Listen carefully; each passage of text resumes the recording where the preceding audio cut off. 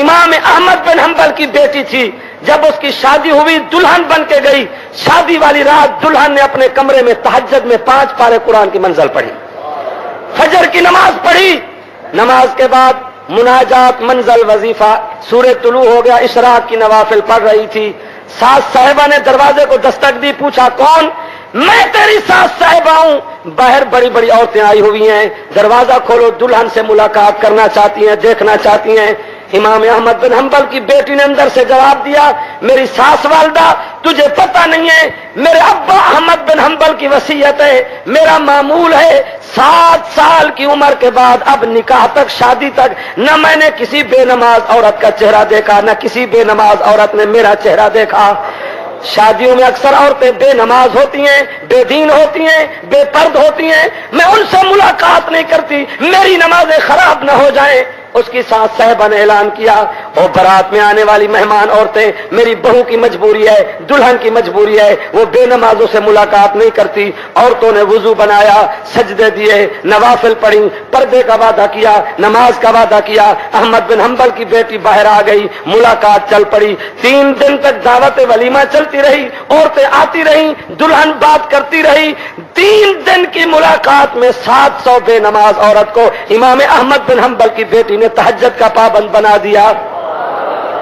اب کوٹھی والے اپنے گھروں میں غور کریں، میری مائیں بہنیں، نو بیاہتا بہو بیٹیاں اپنی زندگی پہ غور کریں۔ پردہ پاکستان میں ختم ہوتا جا رہا ہے، تکلف ختم ہوتا جا رہا ہے، سیاست بھی عورتیں کریں، بازاروں میں مزاروں پہ عورتوں کا جھم گھٹا ہو۔ یہی احمد بن حنبل کی بیٹی نماز پڑھتی تھی، کئی پارے قرآن کے پڑھتی تھی، شکل زرد پڑ جاتی تھی، جب جہنم کی آیات آتی تھی آنکھوں سے آنسو شروع ہو جاتے تھے، مصلے پہ آنسو ٹپکتے تھے، آواز پیدا ہو جاتی تھی۔ ایک دن نماز شروع کی، قیام میں قرات شروع فرمائی، تندور جلایا آگ جلانے کے لیے، آگ بھڑک رہی تھی، شعلے نکل رہے تھے، ادھر سے مسجد سے آواز آئی، حی علی الصلاۃ حی علی الفلاح۔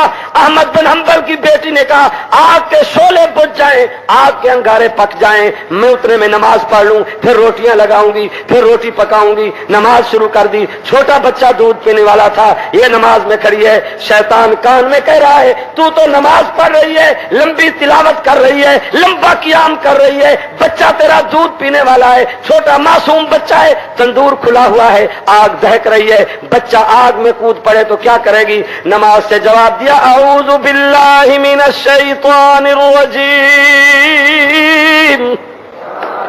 یہ شیطان کا فتنہ ہے۔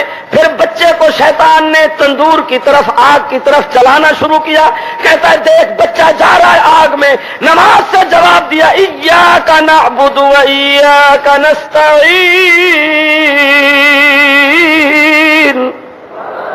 بچے کو قربان کر دوں گی، نماز میں خشوع میں خضوع میں تلاوت میں فرق نہیں آئے گا۔ شیطان نے بچے کو اٹھا کے تنور میں پھینک دیا، کہتا ہے دیکھ تیرا بچہ جل گیا۔ کہنے لگی دینے والا بھی اللہ، لینے والا بھی اللہ، نماز نہیں چھوڑوں گی۔ خشوع خضوع سے نماز پڑھی، جب سلام پھیرا رو کر دعا مانگنے لگی، کہنے لگی اللہم انی ادیت امانتک فأین امانتی۔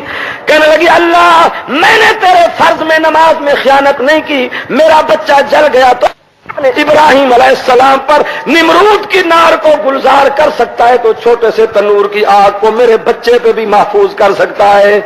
دعا کر کے جب گئی دیکھا عورتوں کا جھم گھٹا تھا، کیا دیکھا بچہ تنور میں ہے، آگ کے جس انگارے کو ہاتھ لگا دیتا ہے رب اسی کو پھول کی کلیاں بنا دیتا ہے۔ عورتیں تماشا دیکھ رہی ہیں، کہنے لگی یہ کیسے بچ رہا ہے، آگ کیوں نہیں لگتی؟ کہنے لگی اس کو بچا رہا ہے تبارک الذی بیدہ الملک وہو علی کل شیء قدیر الذی خلق الموت والحیات لیبلوکم ایکم احسن عملا۔ او جوانی میں بڑھاپے میں برقع نہ پہننے والی فیشن ایبل مسلمان لڑکیوں، سنو مولوی کیا بیان کرتے ہیں۔ یہی احمد بن حنبل کی بیٹی ایک دن گھر میں نماز پڑھ رہی ہے، کئی سپارے قرآن کے تلاوت چل رہے ہیں، ہمسایہ کے گھر کو آگ لگ گئی، شور مچ رہا ہے، عورتیں دوڑ رہی ہیں، جھم گھٹا ہے عورتوں کا، اس کی نماز میں کوئی فرق نہیں آیا۔ معمول کے مطابق جب سلام سلام پھیرا، دیکھا عورتوں کا رش ہے، شور برپا ہے، عورتوں کا جھم گھٹا ہے، پوچھا محلے میں کیا واقعہ ہے، کیا بات ہے؟ عورتوں نے کہا تو عجیب لڑکی ہے، ہمسایہ کا آدھا گھر جل گیا، سامان جل گیا، تجھے آوازیں دی گئیں، تو نے نماز ہی نہیں توڑی۔ میرے بھائیوں، میری چار دیواری میں بیٹھنے والی بیٹی اماں بہن احمد بن حنبل کی بیٹی نے رو کے جواب دیا، معذرت کر لینا، میں قسم کھاتی ہوں نہ میں نے عورتوں کا شور سنا نہ آواز سنی۔ انہوں نے پوچھا تو کہاں مصروف تھی؟ فرمایا تم اس آگ کی پریشانی میں، اس آگ کو بجھانے میں مصروف تھی، میں 3 پارے قرآن نماز میں پڑھ کے قبر کی آگ کو بجھانے میں مصروف تھی، میں جہنم کی آگ کو ٹھنڈا کرنے میں مصروف تھی، جس کے متعلق قرآن روزانہ مجھے یاد دہانی کراتا ہے، ما سلککم فی سقر قالوا لم نک من المصلین۔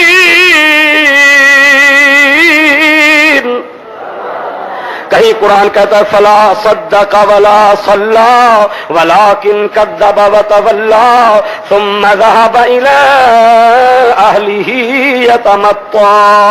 کہیں قرآن کہتا ہے قد افلح المؤمنون الذین هم فی صلاتهم خاشعون۔